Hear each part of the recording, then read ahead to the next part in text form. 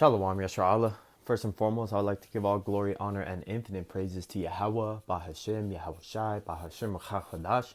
Double honors to the beloved elders and the apostles at Great Millstone that taught me this truth.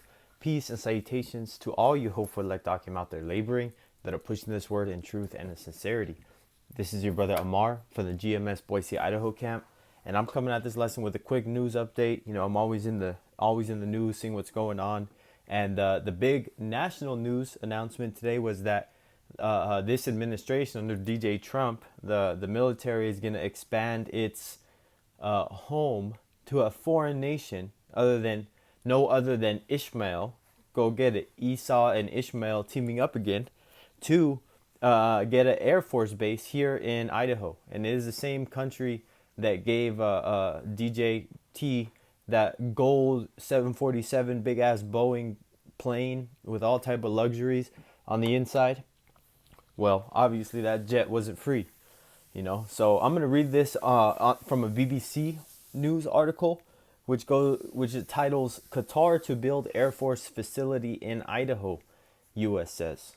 So as you can see, I just want to show you that it is happening, and then I wanted to go more into it a little bit more because I did see an article from the local news where I live at, because obviously GMS Boise, Idaho, it only makes sense to report on this important news, because this is even just proving the point that this country is putting its infrastructure towards war, making sure that their defenses are up to date, not worrying about replacing the dirty water in Flint, Michigan, not worrying about making sure that the pipes aren't corroded, that pumps all the water throughout all the cities. They're not looking to make sure that your streets are lit up properly so that crime is down. They're not worried about making sure that you have community areas, so-called, like over there in Beijing, where you can walk through at the middle of the night seeing thousands, let's say there's millions of LED different colored lights, different services, food vendors, nobody worried about getting mugged in the middle of the night. Man, go to downtown Philadelphia at 12 a.m., man. See if you can walk around and feel safe with your family. It's not happening here in Babylon the Great. Some of the most beautiful cities, so-called, from popularity and world renown, here in Babylon the Great are the most worst cities right now. For example, San Francisco, Chicago, New York used to be Babylon the Great's highlight, but now they're not even worried about how they look. They're just focusing towards their military infrastructure. So this was posted 5 hours ago, and I have some scriptures. I just wanted to make this quick, just to show you that, this is just pushing prophecy even more, that this country is getting in that sword ready. This is the U.S. has finalized an agreement that will allow Qatar, a foreign country, to build an Air Force facility in Idaho. U.S. Defense Secretary Pete Hegseth has announced. He said the facility, where pilots from the Gulf state would be trained to fly F-15 fighter jets, would be established at the Mountain Home Air Base in the northwestern U.S. state. So Mountain Home, from where Boise is, the main city here in Idaho, is only about 45 minutes to an hour, depending on traffic. And this is a huge Air Force base. It has its own little town. It has its own shopping centers. There's a major, if somebody major comes from the military or from the government, they fly into Mountain Home Air Force Base. It's like home base coming from another country that's the most secure. I know. I personally have done work on construction for this base. I have, it is a huge facility, and I have been, there's different, orientations and badge sign-ins and security clearances, in the sense that you have to have a photo ID the whole time while you're on base if you're, someone that's doing work there. It's, so it's not anything that's going to be it's just a regular airport. No, this is a high level military compound. So continuing, just the point being is that it really stuck out to me because, I've seen this place, and the fact that it's national news just goes to show you that it is pushing that energy that even small town Idaho, out here in how do they say, God's country, out here in Esau land, Utah, Idaho, Washington, Montana, Esau thinks he got his fucking strongholds over here in the Rocky Mountains, like, because there's not that much Jake yet. But hey, man, Esau can build up all the defenses he wants, but this place, Babylon the Great, is still, according to prophecy, going to fall. So, enough being said, I wanted to get straight into the scriptures. This is Jeremiah 50:9.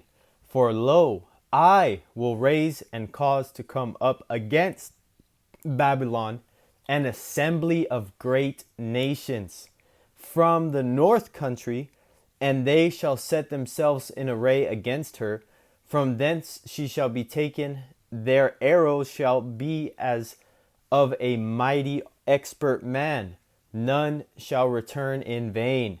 So ultimately, the defenses that Esau Edom is trying to last minute and very late try to scramble and put together real quick is in vain. Because ultimately this place is not going to be, defended with jets or another ally that you trained up to be your guard dog is going to be able to save this place from the thermonuclear missiles, that hypersonics, the laser beams, the chariots, cracking the firmament, and most importantly, Yahweh Shai coming to crack those clouds and ultimately put this world in order. So, with that being said, I didn't want to get too far from the point, and I want to go right to the scriptures because, hey, man, what's a classic? Joel 3:9, straight there because it's straight to the point. And this is what's going on right now. Nobody's getting ready for peace or trying to make sure that their country's infrastructure is tip top. No, they're getting ready for war. This is proclaim ye this among the Gentiles, prepare war, wake up the mighty men. Let all the men of war draw near, assemble them, come up.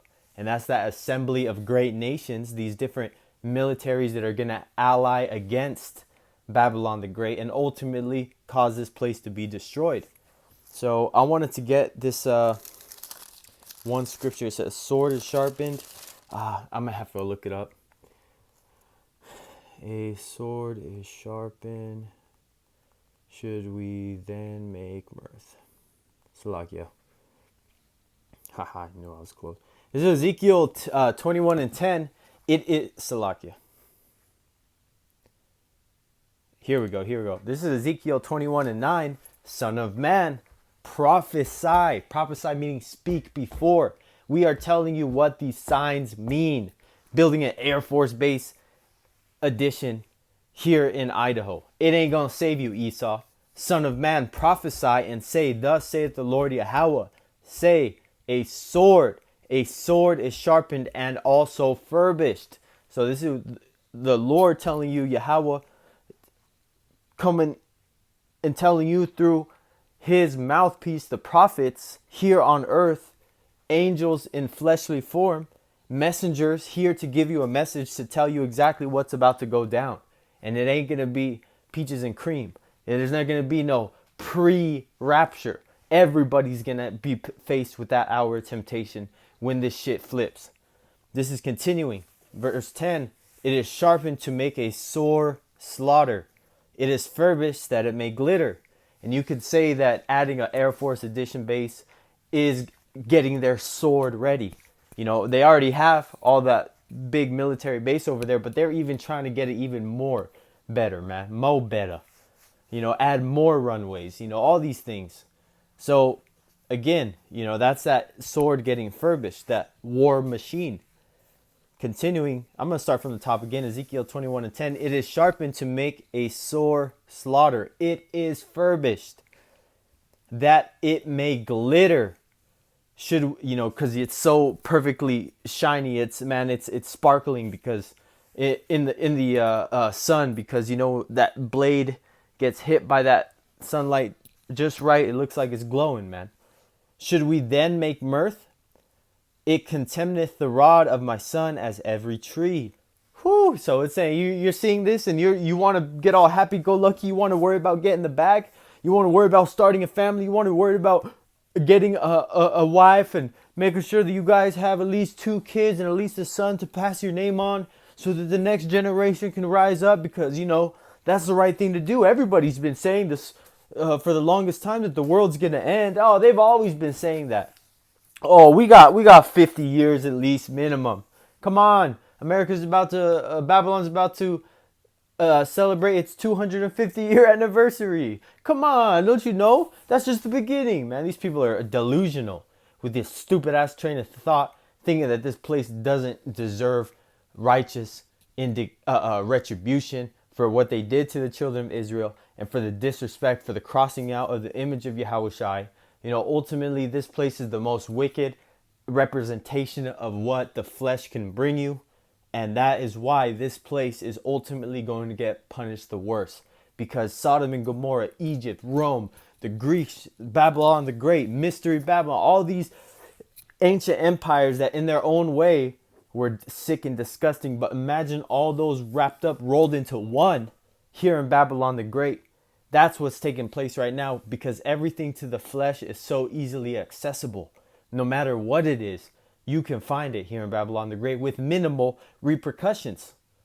And that's the thing, man. They celebrate being a fucking weirdo, man. Being an oddball out. No, man. Bullying, the act of bullying is just reinstituting the social norms at a very young age. That's why weirdos in elementary school that act off, or middle school that were acting gay or whatever like that, they got X'd out. They got picked on. Even in nature, if you got an albino animal, it's ostracized from society. It's kicked out.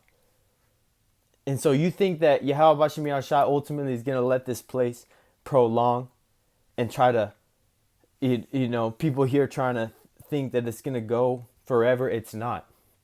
And you having your pride in your military and your sword that you have created and been blessed with, that's not going to save you from prophecy ultimately coming to pass, with your ass going in fucking chains, Esau, and you elite that are going to make it through and live through the so-called apocalypse, because you are going to be the first fruits of the elect, Yahushai, because you're going to be led into the kingdom in chains. Like they say, the southern kingdom, or, the Israelites got here on slave ships, and they leaving here on spaceships. And you came here in your modern spaceship, which was the time of Esau's, boats and all that. And he was the one taking these so-called lesser people out. But no matter what has happened, his sword has always saved him in these last days. In the last days, talking about the Gatling gun, saving him from the Gadites, inventing the gun, being able to overpower somebody, to his nuclear missiles that he has right now, to muscle the nations around. Forever he has always leaned on his sword. But no matter what you build, Esau, it ain't gonna ultimately save you from anything, man. As well as you carnal Israelites that think that carnal preparation is going to save you, it's not. And that's why the prophets, are explaining this, what's going to happen. It's calling for Yashar Allah, the 12 tribes, to repent, come back to Yahweh Bashem Yahushai to the best of your ability, try to do better every day. Don't stain yourself with this world, and don't go out, bad by ultimately taking the charagma. But you needing to be educated on what it is to avoid it. So again, Lord willing, that this lesson was edifying unto the elect. Till next time, I'd like to give all praises, honor, and infinite glory to Yahweh, Bahashem Yahushai, Bahashem Chachwadash. Double honor to the beloved elders and the apostles that great millstone that taught me this truth. Till next time, Lord willing, Shalom.